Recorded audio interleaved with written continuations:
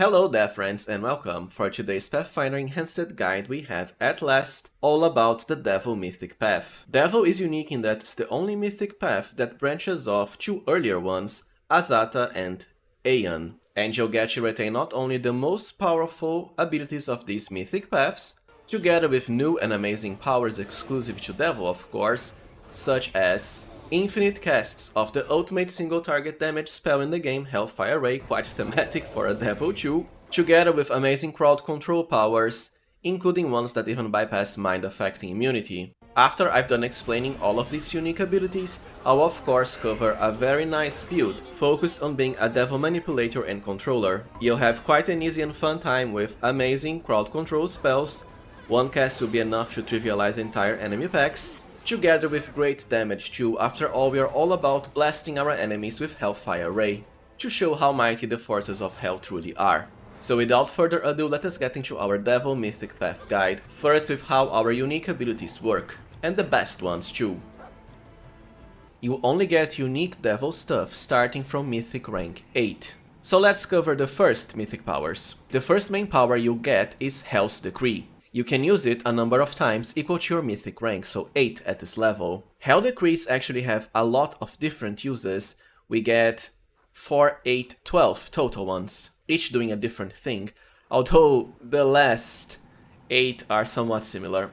The first one is Decree of Hunt. It works like this. First, you have to cast it on an ally. Let's choose Scylla here, for example. So now, when you select Scylla, she'll get the ability to choose an enemy to apply the Decree of Hunt bonuses. Thankfully, it's a free action, which means it's instantly cast at no cost. Let's give it a go. We will win this war. Now, once you cast the Decree of Hunt on the enemy, you actually lose control of the character you have it on, and they'll immediately rush for the enemy. The good thing is the bonuses can be quite big, as an untyped boost to both attack rolls and also damage equal to your mythic rank. Once the enemy is skilled, you'll lose the bonus, and you'll have to cast it on an ally to get the benefits again. Now, because Hell's Decree will last until you actually spend it with your ally by choosing an enemy, ideally you want to cast this before battle as a means of pre-buffing. As far as the downside of losing control of the ally, it doesn't matter, assuming you will cast it on a melee or ranged ally that you just want to attack the enemy anyways, especially the most powerful target.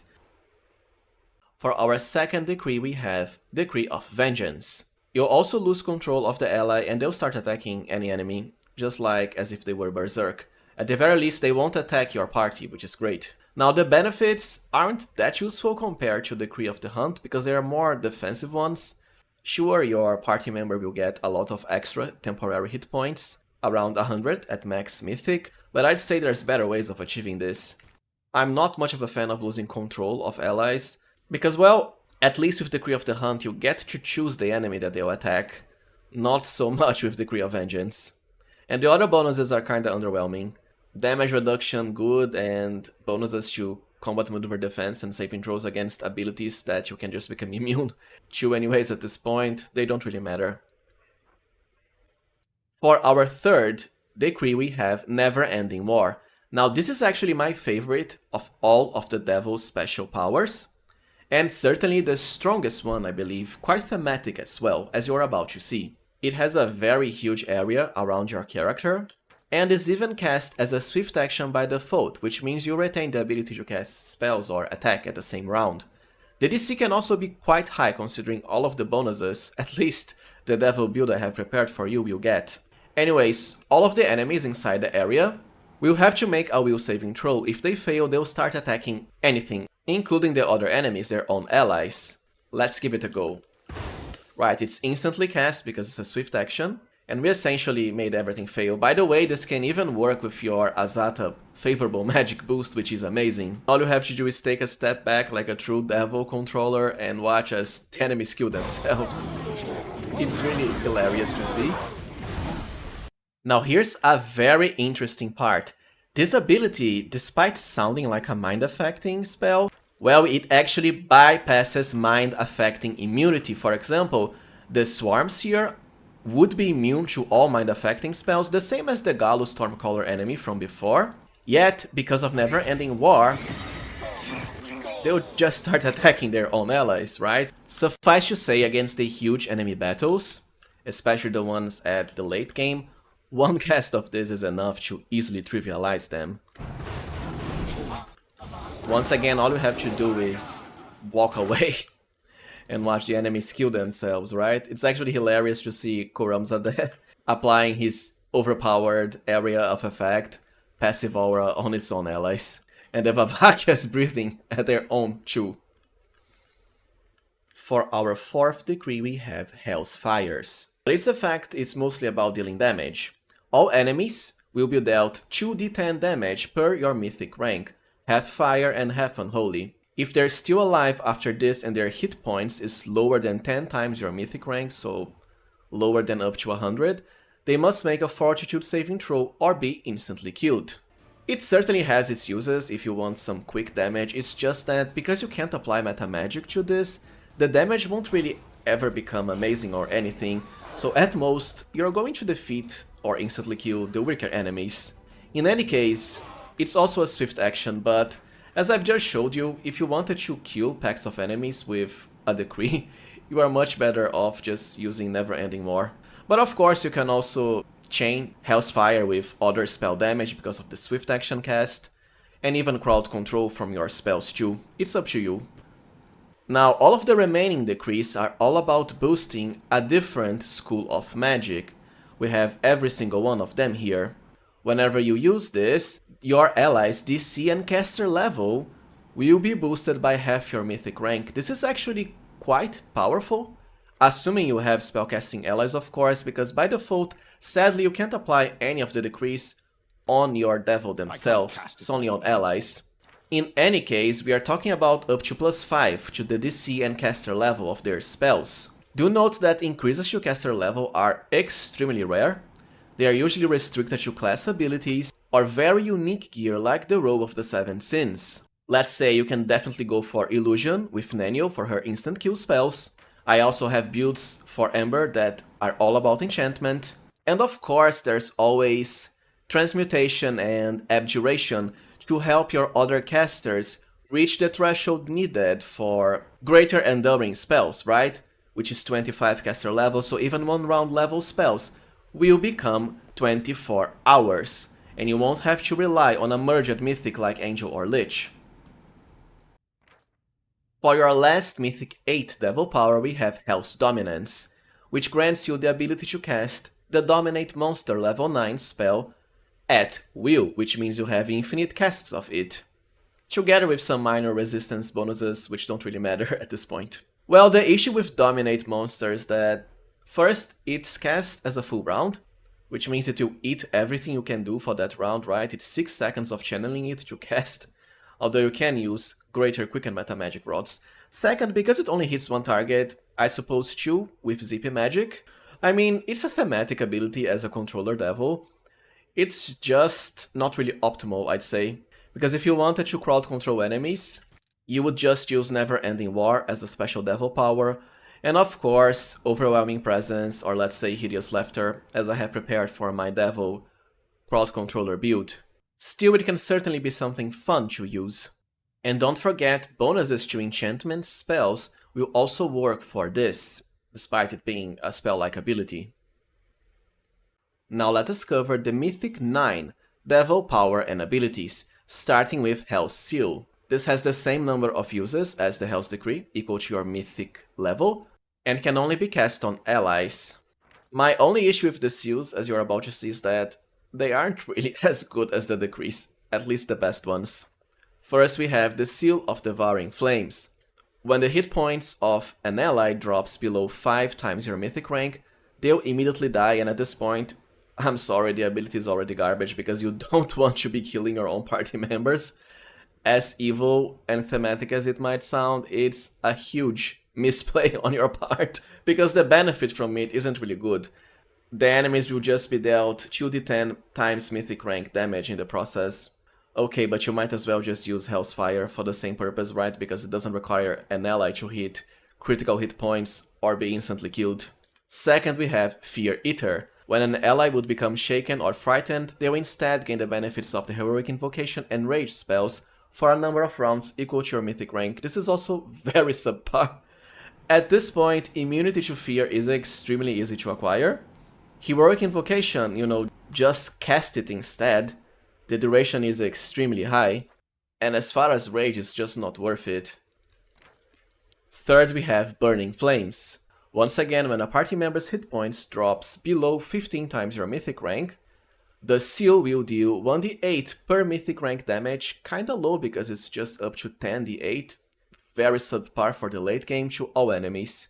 And they also must make a reflex saving throw or start taking pitiful fire damage as burn. Very disappointing. Fourth, we have Fire Eating, which I suppose is the best of the seals. Even then, it's not really that useful, as you're about to see. When fire damage is dealt to your ally, they are healed for 3d6 per mythic rank, and their attacks will do an additional 2d6 unholy damage for a number of rounds equal to your mythic rank. Well, the benefit, at least as far as the last part of the extra damage added on hit, is nice enough because most enemies don't resist unholy damage, including evil enemies. The healing part is okay, I guess, at least considering how common fire damage is in this game. Now for the last seal we have Reflective Mind. When an ally makes a saving throw against illusion or enchantment spells, they'll automatically succeed. Plus, it will even reflect the effect back to the enemy, with the DC increased by a number of times equal to half your mythic rank. It's certainly one of the best seals, just like Fire Eater, it's just that chances are, at the point you get this Mythic 9, well, the enemies don't really cast many enchantment spells anymore, and you have ways of achieving immunity, for example, from the Shield of Law spell. Still, at the very least, it has some uses, unlike most of the other seals. Now, the second Mythic 9 power is quite good. Hell's Vengeance. You at last get the ability to use HELLFIRE RAY for free. That is at will, so infinite uses whenever you want. You'll also gain immunity to fire cold, together with acid resistance, and your weapons will count as being lawful and evil. It's not really that amazing or anything, we are mostly here for the HELLFIRE RAY. It also adds power word stun, but because of how bloated enemies' hit points are at the late game, I wouldn't really bother using this. HELLFIRE RAY by default is already the ultimate single target spell in the entire game. Being able to cast it on every single battle, once per round, is very fun, especially because you can combine it with your actual spells, for example, the actual HELLFIRE RAY, which can come as a swift action, meaning you can combine both from Quicken Meta Magic Rods or the Sorcerer's Reflex mythic ability. And here's the best part. The ZP Magic Azata superpower will ensure your HELLFIRE Rays, including the free one, hit 2 enemies per round. So you can even use this as a form of minor area of effect damage because of how huge the damage will be. It's certainly going to one-shot most of these 2 enemies you hit. Another fun fact is that all bonuses to fire damage and extra spell power will also work with this spell-like ability, including the Plague of Madness Quarterstaff for free power and maximize. However, Meta Magic Rods will not apply to it, at least the one you get for free, which makes the Plague of Madness even better. As I've just said, bonuses from gear and let's say the Dragon Bloodlines will still increase the damage. The good thing is Mythic 9 as a devil can be achieved very fast. You essentially just have to keep skipping time once you become a devil at chapter 5, until you get all of the quests for Mythic 9. With the Mythic 8 and 9 powers and abilities out of the way, let us now cover at last the Mythic 10 powers, starting with Hell's Authority. This is one of the most busted and versatile devil abilities, but I already want to start with its main downside. Mythic 10 in Wrath of the Righteous comes extremely late game, literally just before the final boss, I'm not even kidding. So, unless you plan on playing the first DLC, Inevitable Access, you won't really get much playtime with your Mythic 10 abilities.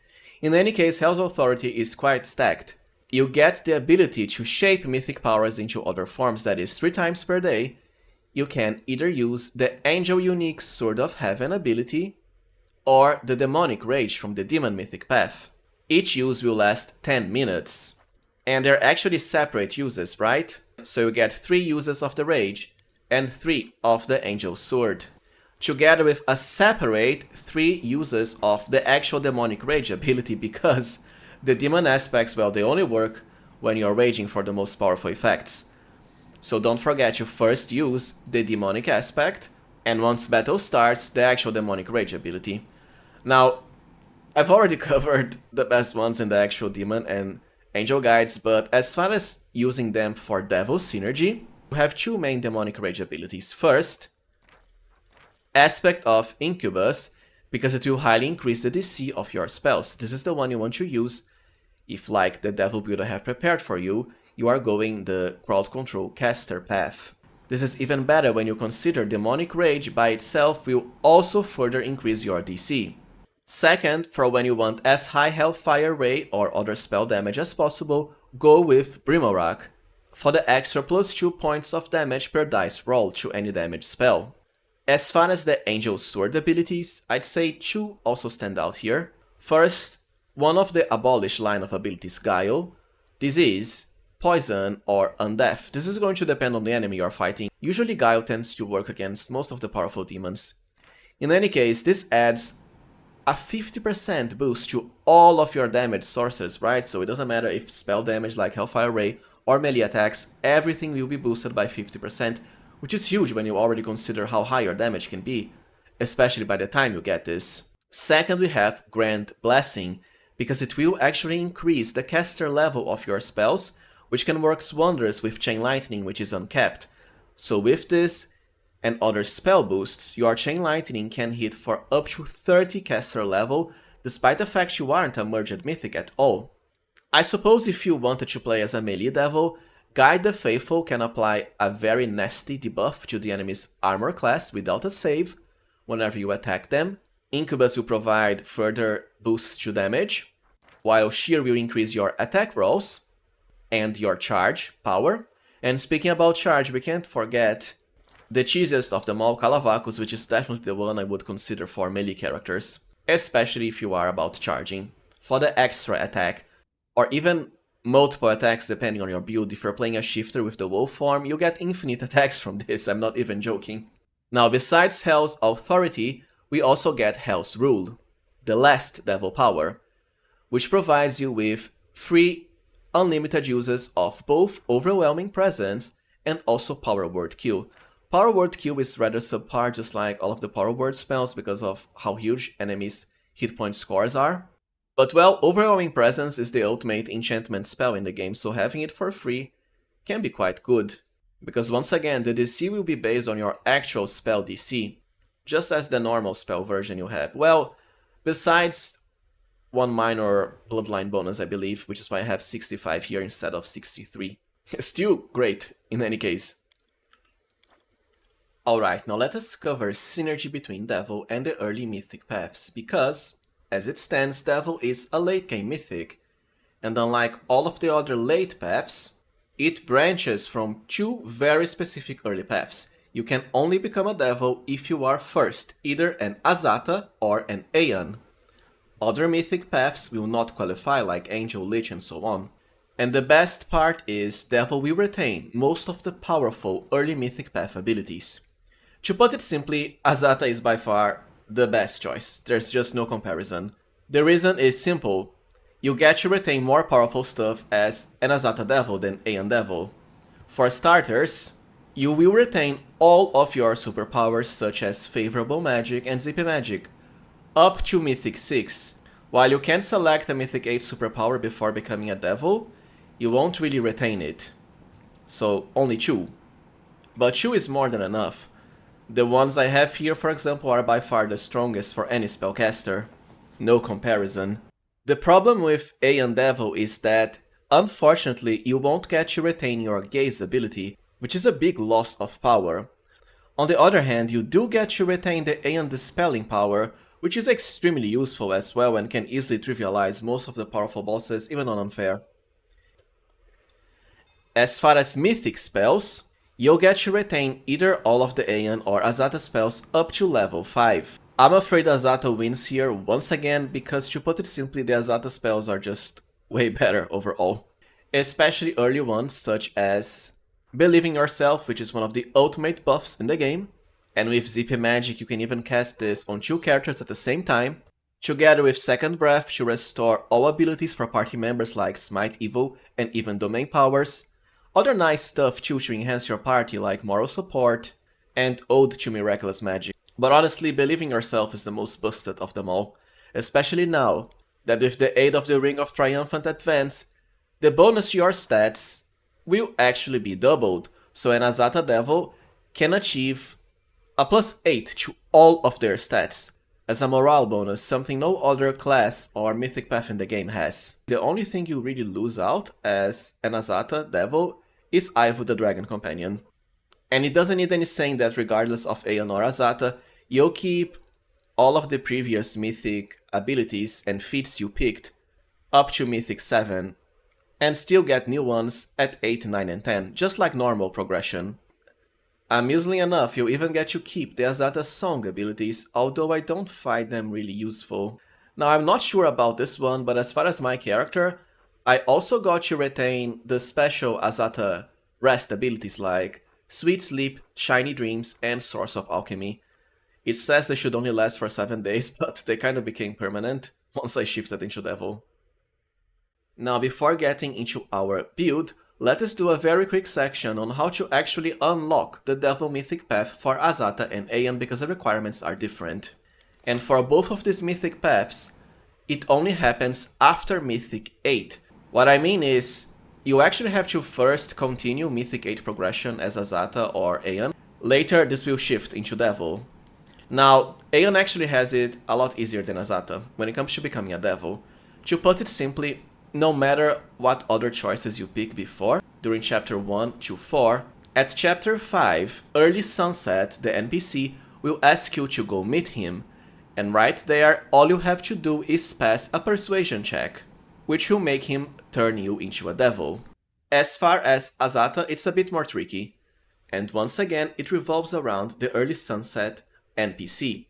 As you do more of the Azata events during chapter 3, Early Sunset will always try to make you choose something that's not quite Azata-like, it's a bit obvious. The options will be either somewhat evil or lawful instead of chaotic and good.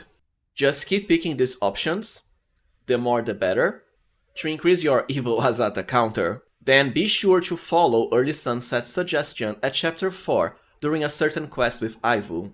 After that, once you meet him during chapter 5, he'll offer you a chance to become a devil. Now, because this is a bit annoying, it requires decisions picked during chapter 3 and 4, and I realize some players just want to play devil, instead of having to restart the entire game again. I'll give you a very easy way now of unlocking the Devil Mythic Path as Azata right at chapter 5, without having to bother with previous choices. Before meeting Early Sunset at chapter 5, for the Wind of Change quest, simply open the Toy Box mod, head to the Search and Pick tab, then write Azata Evil, search, click on Etude here to filter the results, and essentially all you have to do is check Start on all of the Mythic Azata Evil choices. For example, Band is Arrested, Exiled, Child Exiled, Halfling's Code, Mimics Exiled, Trance Exiled, and so on.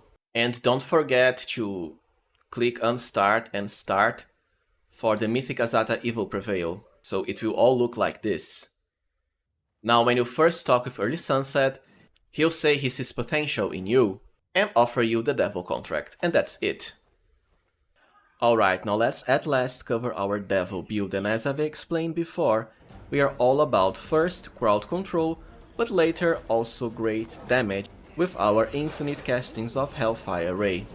When it comes to class, you have two choices, either Wizard, and I've already done an Enchanter Thessalonian Specialist. The main issue with Intelligence casters for this build is that, at the moment, the Best Jokes ability is bugged for Intelligence, so you won't get as high DC on the Best Jokes chains, which is why I prefer going with Sorcerer.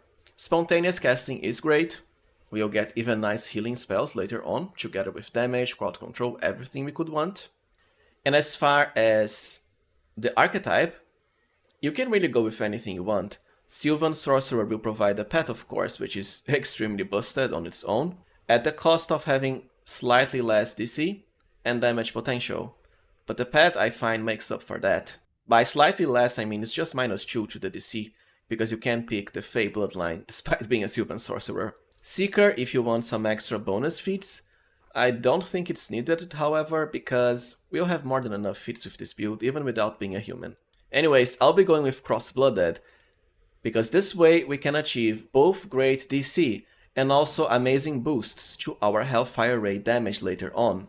So we combine the best of both worlds. Now it is true that Cross-Blooded has a delay in spellcasting, but we'll have ways of overcoming that through either meta magic and the fact, well, the most busted spell we need is just a level 2 spell, so you'll soon be getting that. For race, this build can go with anything you want. Humans, of course, are the race I prefer, especially because we can then have our character achieve the classic devil goatee facial hair aesthetics. I'm not sure why half-elves and tieflings can't really pick facial hair in the game. But because I've done so many humans, this time I'll be going with tiefling. This way we also get to use this portrait, which is extremely thematic for a devil character. There are other choices, however, including Elf, which gets a feat to boost your enchantment DC by +1. Half-Elf for the extremely busted Kindred Raised racial heritage ability to further increase your charisma. No other race gets something like this. Even Kitsunes too, because they have a ratio that also increases the DC of their enchantment spells. So honestly, just go with anything you want. Tiefling is the one I'll be picking. And we do have a perfect heritage choice for our character, Spite Spawn.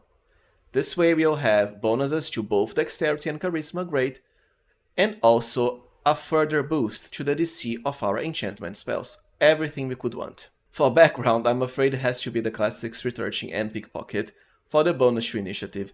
Initiative is extremely important for a spellcaster, especially a crowd control focused one. When it comes to your ability points, 19 Charisma at character creation. We can further enhance this later through the Azata Believe in Yourself buff. 16 Dexterity as we have a bonus from our racial heritage. 12 Constitution just to be safe. Intelligence, you have a penalty and you can actually leave it at 8. Honestly, you can even dump it as low as 5 if you want. I just don't think it's necessary, because essentially intelligence doesn't really do anything for our build. We'll have a low amount of skill points, but all we need is persuasion. This character really isn't going to be a skill monkey. For the rest of the points, I actually enjoy having 12 strength at character creation, because sorcerers have simple weapon proficiency unlike wizards, which means they can equip long spears. Long spears are rich weapons, which means you can use them to attack from safety early game.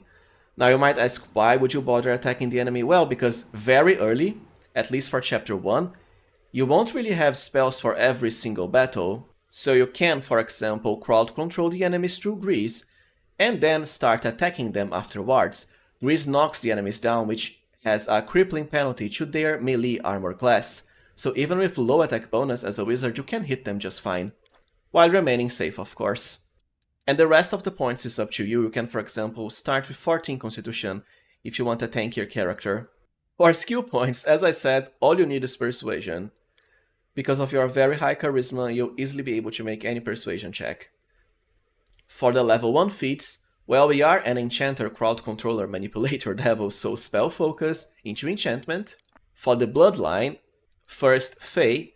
For the Fey Arcana ability, which will enhance the DC of all your Compulsion spells by +2. Compulsion is a subschool of enchantment, and to put it simply, all of your powerful spells will be Compulsion.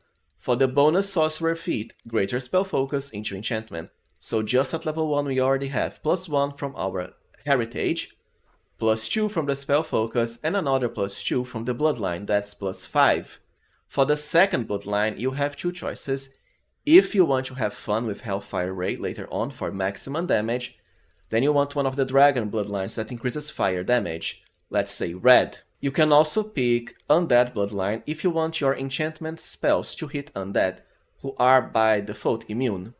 Cross-blooded sorcerers do get less spells to pick at level up, and for the level 1 spell, since we only have one, you actually want Grease. I know it might sound a bit strange because we got all of the boosts to enchantment DC, it's just that honestly the level 1 enchantment spells, they are nowhere as good as Grease.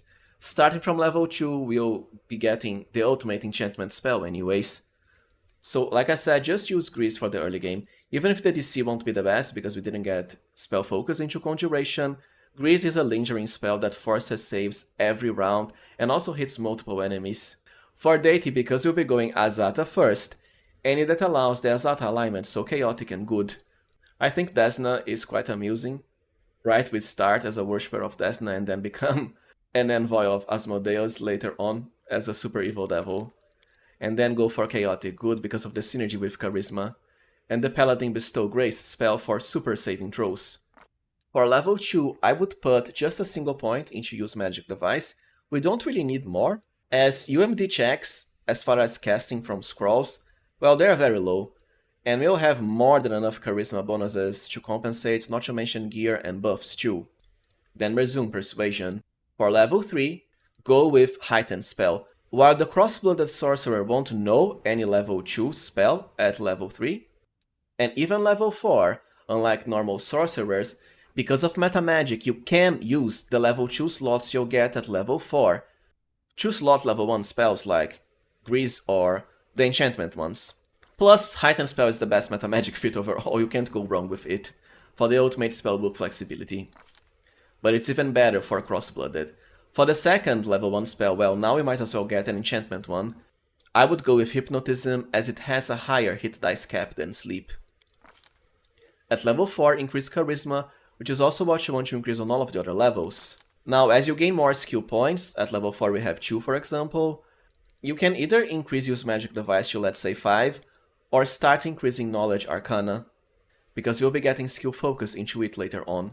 For our level 5 feat, as we won't be relying on mythic spells for damage, unlike let's say Lich or Angel, all of our offensive spells, including crowd control ones, will have to penetrate the enemy's spell resistance, and demons all have spell resistance. So let's get started into the spell penetration line of feats to make it easy and simple. Don't forget that as far as the early game, another reason Grease is so good is that it automatically bypasses spell resistance. For another spell, we'll get Mage Armor for free from the Dragon Bloodline, which is great for buffing, and I would go for Enlarge Person. It's one of the best early buffs, especially for two-handers. Your party members will really like you for it. For the first level 2 spell, we'll be getting Hideous Laughter for free from the Fey Bloodline, but this will only become extremely powerful at Mythic level 1, which is usually at level 5 to level 6, once you get the Best Jokes Mythic ability. There's not much of a point into casting it before that, as opposed to let's say Grease. Anyways, you can pick Glitter Dust if you want, because it will work on enemies immune to Mind Affecting, unlike Hideous Laughter, or just, use Grease. Because you have a limited spell selection as a Cross-Blooded, I would rather pick Mirror Image now, which is an amazing defensive buff. For level 7 we have 2 feats. First, Greater Spell Penetration.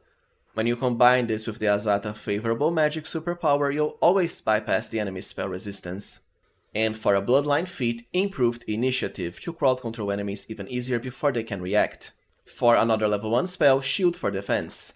And then you can actually pick Scorching Ray now to provide you with some decent extra damage just in case. But honestly, at this point you already have Hideous Laughter with Best Jokes, which by itself just trivializes entire enemy packs. As a level 3 spell, Haste is the way to go. No matter the spellcaster and type of build, Haste really is that good. And this is the same logic for all of the following spell levels.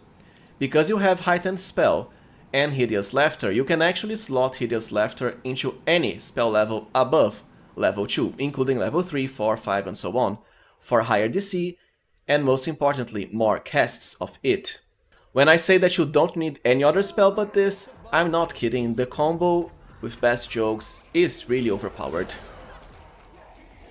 For level 9, we want to enter Lore Master soon, so we need skill focus into either Arcana or World. Then go for False Life here for higher hit points.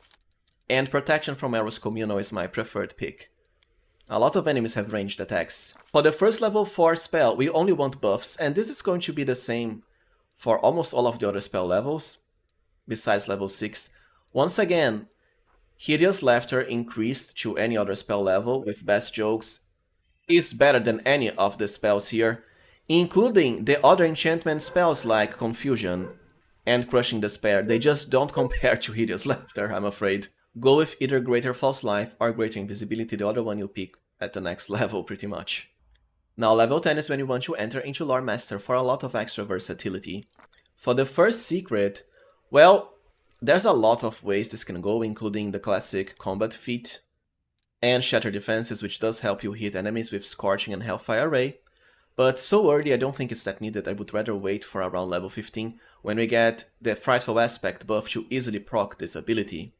I would also wait before picking spells from other classes, and when it comes to Rogue Secret, well, you can pick Improved Evasion for higher defenses against spells, Opportunist if you want higher melee potential, but I would rather pick the Familiar and Hair. Once again, initiative is really important. Now you'll want to resume progression into Lore Master until around level 19 or so. For level 11, because you'll soon be getting more powerful damage spells, Spell Focus into Evocation, just so we can specialize into the more powerful spells later on for earlier power. For another 3 spell, Displacement, and then Greater Invisibility or False Life depending on what you picked before. Now for the first level 5 spell, like I said, Hideous Laughter outclasses everything, including other enchantment stuff, until level 9, with Overwhelming Presence. You can of course pick Mind Fog to debuff the enemy's will saving throws, it's just that, well, if you're hitting the enemies with Mind Fog, chances are they would actually be hit by the Hideous Laughter you cast before anyways, so I don't see much of a point, especially with how easy Azatas have it because of the favorable magic superpower. Animal Growth is an amazing buff if you have a lot of pets, so long as you don't have another character capable of casting it like Amelia, which I do, so I won't be picking it. Anyways, I'll just be going with Stone Skin Communal. Sure, Cam can also cast it, but it saves her a slot. For the second Lore Master secret, this time you want a Cleric spell. You could pick Greater Command even earlier, it's just that honestly there's not much of a point nowadays, because the Hideous Laughter spell has been fixed to work even against enemies that are immune to knockdown, which means essentially it's going to work on any enemy, just like Greater Command, and prevent them from taking actions. It's actually even better than Greater Command now, because it does knock down the enemies that aren't immune for higher penalties. What I would rather pick now is Heal. This will provide our character with amazing versatility, because we are a spontaneous caster, which means you can always cast Heal whenever you need, for the best healing spell in the entire game. For another level 2 spell, Sense Vitals, to grant you sneak attack damage, which does work with Scorching and HELLFIRE RAY. For level 13, Spell Specialization, and then you have 2 choices. HELLFIRE Ray if you want the ultimate single target damage even earlier, because Spell Specialization increases the caster level for the spell you pick by +2. This means HELLFIRE Ray at level 13 will already be treated as a level 15 spell, so you'll fire 2 rays at once instead of just 1 per cast. And there's also Chain Lightning, which has uncapped caster level to damage. With the Azata Zip Magic superpower, this will hit all enemies twice. Anyways, because we are a devil, I would rather keep enhancing HELLFIRE Ray until level 19, which is when it hits the maximum power, at which point you should specialize into Chain Lightning. It will keep asking you what spell to specialize in every level, just go with HELLFIRE Ray, as I said. For another level 4 spell, Dimension Door to access secret areas during chapter 4. Any other level 5 spell here, and for some of the following spell picks, if I skip them, it's because you can pick anything, right? Now for your first level 6 spells, HELLFIRE Ray of course is a given, but because we are a spontaneous caster, we can learn this for free through the Red Salamander Ring, so I wouldn't bother learning it. As far as Chain Lightning, it only really becomes amazing once you get the second Azata superpower, which will come later for this build, around level 15 to 16, so I don't think there's much of a point into learning it so early. Transformation can be quite powerful if you want your character to also have melee potential, and it does something unique unlike all of the other spells here. Or just go with Greater Dispel Magic to dispel enemies of their priceless buffs. For level 14, as a third Lore Master secret, another Cleric spell, this time Divine Power. Divine Power will provide you with the highest luck bonus possible to both attack and damage, and also an amazing amount of extra hit points. So even if you don't plan on meleeing, it can still help you hit the enemy with your Hellfire and Scorching Rays. For level 15, another Metamagic feat, Bolster spell to further increase spell damage. Ideally you want this on both Hellfire and Chain Lightning. Now this is when I would pick Chain Lightning, because you'll be soon getting the Azata Zippy Magic superpower. For the first level 7 spell, Legendary Proportions is an amazing buff, but I just have Camellia cast it instead. You also have Naniel or Ember if you prefer. Dragonkind Chill can transform your character into a dragon if you want to have fun with it, and you still retain the ability to cast spells, but you won't be able to use Meta Magic Rods. I'll just pick Ice Body here because it's quite the amazing defensive buff for critical hit and also a lot of other nice immunities. For another Lore Master secret, this is when I would go for Combat Feat and Shatter Defenses, as at this point, both our character and other casters already have the Frightful Aspect spell to proc it easy. For level 17, Improved Critical into Ray spells, of course for the highest Hellfire Ray damage possible. You can actually pick Firebrand as another spell here, because it has synergy with Ascended Element. Now for your first level 8 spell, Cemento is the way to go for the amazing extra defensive capabilities it gives you. There's of course Frightful Aspect, it's just that, well, clerics like Darren and Social can cast it. Instead, even Naniel and Ember. For the last Lore Master secret, I would go with another cleric spell, and this time, Mass Heal, for the truly ultimate healing spell in the game. I really enjoy having even arcane spellcasters with the heal spell. Now, there isn't much of a point into keeping Lore Master to level 10. It's just that the other class selections don't matter much for our build and will delay our spellcasting, at least as far as extra spell slots, because we already have level 9 spells by now. But something you can pick is Wizard and Elemental Specialist to convert Chain Lightning into fire damage, and we have a lot of extra boosts to fire from our Dragon Bloodlines.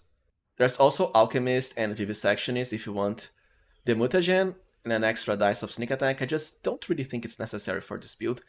I would rather keep it simple and just keep progression into Lore Master and Cross-Blooded, but you have these options.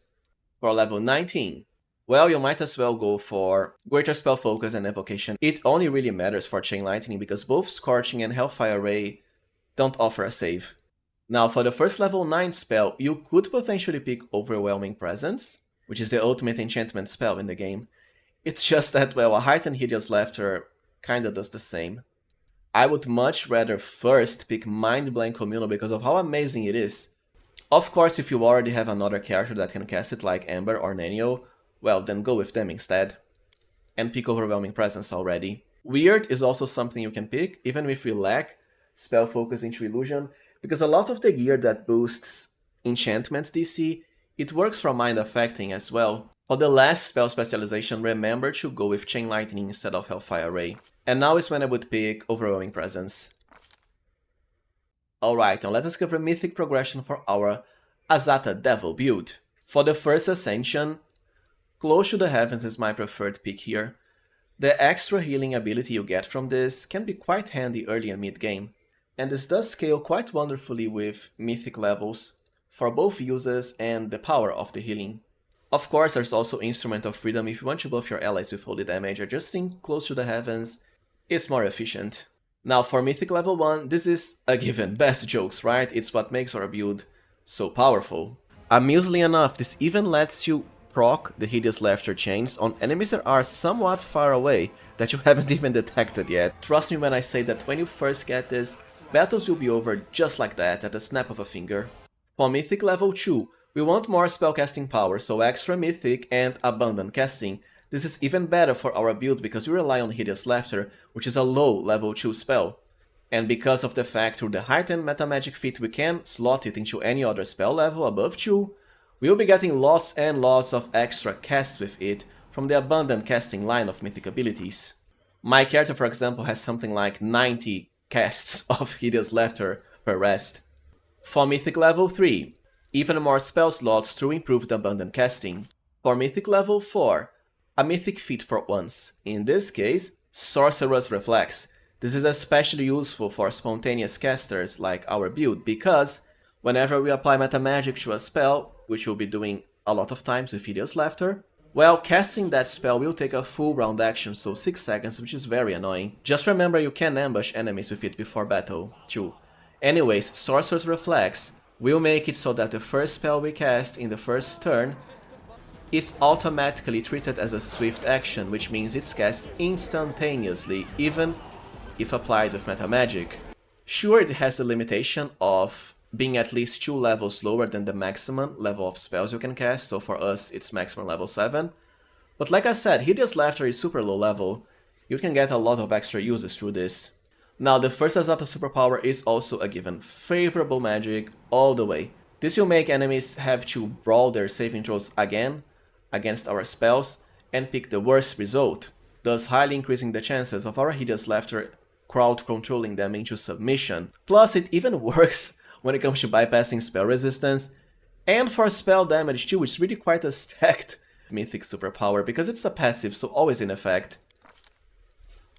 For Mythic level 5, the last of the Abundant Casting line of Mythic abilities. For Mythic level 6, we don't need Mythic Spell Penetration because of favorable magic. I would rather go for Mythic Spell Focus into Enchantment for higher DC. Just understand that it's not really needed. I mean, a +1 to the DC is not the end of the world, considering how many boosts we have anyways, but it's nice to have in any case. As for the second superpower, Zippy Magic of course for double enemies hit with Hellfire Ray, and double strikes per enemy with Chain Lightning. For Mythic level 7, it's finally time for our second bloodline. Because at this point our Hellfire Ray will be pretty much at full power, or close to it, another Dragon bloodline to boost fire damage, either brass or gold. For Mythic level 8, Mythic Initiative at last. You can of course pick Mythic Critical at this point too, but Ray spells don't have the best critical range. I would rather delay it for Mythic 10, it's up to you. As for Mythic level 9, you have a few different options. Last Stand if you want the maximum tanking potential, just in case, because, well, it's a game over if the main character dies. It's just that, well, we are a ranged spellcaster character, so it's not like we'll be in any danger. There's also Favorite, Meta Magic, and Bolstered, and even Master Shapeshifter if you want your Devil character to have a +4 to all their physical scores. I still think Last Stand is the more useful choice here, especially if you plan on doing the first DLC Inevitable Access where enemies are quite stacked. As far as Mythic 10, either Mythic Critical Ray or Mythic Initiative depending on what you picked before. Alright, now let us get into gear for our Devil character. For the Amulet, if you want the highest DC for your enchantment crowd control spells, then the Glass Amulet of Clarity is the best choice. On the other hand, for the best Hellfire and Chain Lightning damage, Legacy of the Last Aslanti, which can be achieved through the latest DLC, The Shifter, by completing the last Aubrey Companion quest at Chapter 5. For armor, we can't really wear any besides Haramaki's, otherwise we'll get Spell Failure. And as always, just Haramaki of Divine Guidance, but you can also go with Deadly Rays for higher touch attack rolls. Not necessary, however. For robes, 7 Sins is still the best choice to highly increase our caster level, great for before your Hellfire Ray maxes out, and later for Chain Lightning too, but most importantly for the increase to the DC and the bonus to spell penetration. For belts, at first the ones that increase dexterity and or constitution, but eventually we can just boost all of your physical scores. For gloves, Twisted Temptation by far, for the bonus to the DC of your enchantment spells. Boots don't really matter for this character, you can go with anything you want.